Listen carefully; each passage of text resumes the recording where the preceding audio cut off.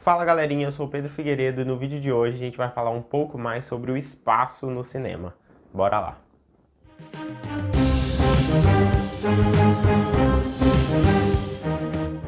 Antes de qualquer coisa, galera, eu já quero pedir para vocês deixarem o like, se inscrever no canal, ativar o sininho de notificações e comenta aí embaixo se esses vídeos estão valendo de alguma coisa para vocês. A nossa intenção é percorrer aí as várias partes da composição de um filme para que o entendimento seja mais fácil para quem está assistindo e quem gosta de saber um pouco mais sobre cinema. Então, pessoal, hoje a gente vai falar um pouco mais sobre o espaço na tela e a gente vai falar basicamente de direção da tela, tanto em 2D, sentido horizontal, vertical, quanto em 3D, questão de profundidade. Antes de mais nada, o espaço de um filme vai ser toda aquela dinâmica espacial dentro da fotografia desse filme. E isso também vai ajudar a gente na nossa narrativa cinematográfica.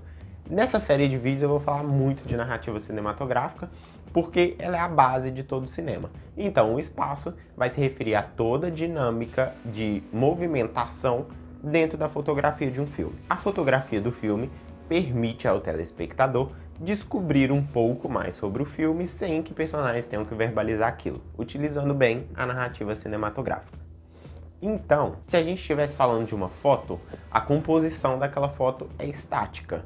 Só que cinema não é nada mais do que imagens sequenciadas que vão gerar o movimento. E esse movimento pode gerar coisas importantes para o desenvolver daquela história. E apenas com a direção ou o espaço utilizado na tela e na fotografia do filme, a gente pode desenvolver individualismo, antagonismo, solidão e várias outras questões e coisas que o subconsciente vai entender sem precisar ficar verbalizando e tudo mais. Então hoje nesse vídeo eu vou falar basicamente sobre 3 eixos do cinema.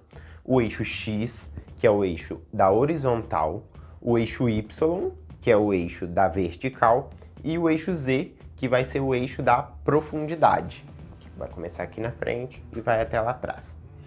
O eixo X quer dizer ao movimento horizontal. Então eu posso ter tanto algum personagem, por exemplo, entrando na tela daqui para cá ou daqui para cá.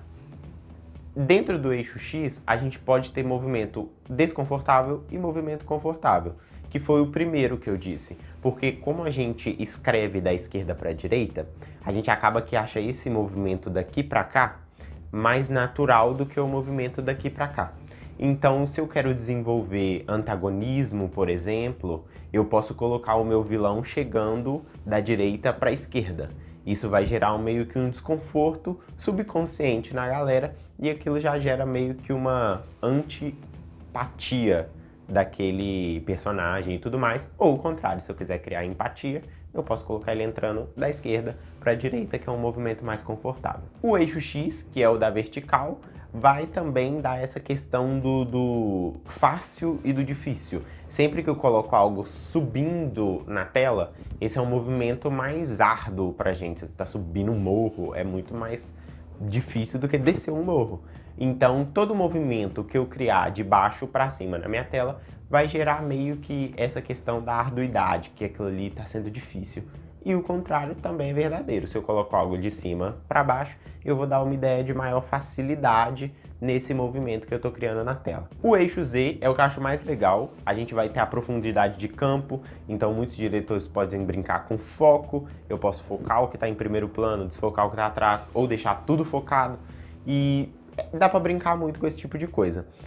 E então a gente vai ter a questão da maioridade, meio que da imponência. Então se eu coloco algo mais próximo da câmera, aquilo fica maior e eu tenho meio que essa questão de que aquilo é mais imponente. Se eu coloco mais afastado da câmera, ele vai ficar menor e aí eu perco um pouco dessa imponência que eu tenho.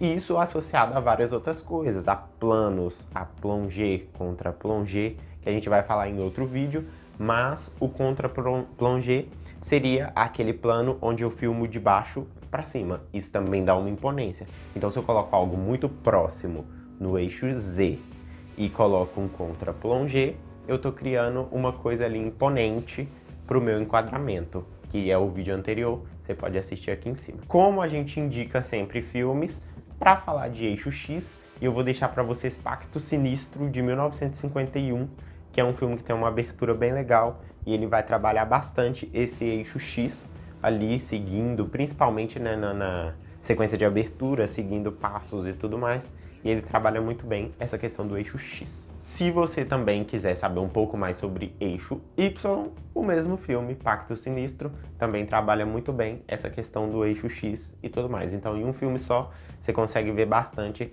essas duas questões. Eu falei de X, falei de Y e falei de Z. Então, eu falei de horizontal, vertical e profundidade. Mas a gente também tem as diagonais, o eixo XY. E vai ser meio que uma junção das duas coisas. A empatia da esquerda para a direita e a não empatia da direita para a esquerda, e a dificuldade na subida e facilidade na descida. Então, se eu coloco alguém descendo daqui para cá, tá sendo fácil descer, mas eu não tenho tanta empatia. Se eu coloco daqui para cá, tá sendo fácil descer e eu crio um pouco mais de empatia. E para falar de eixo XY, eu vou indicar O Piano, que é um filme muito legal, e tem uma cena que isso fica muito claro, vocês vão saber, assim, depois de ver esse vídeo.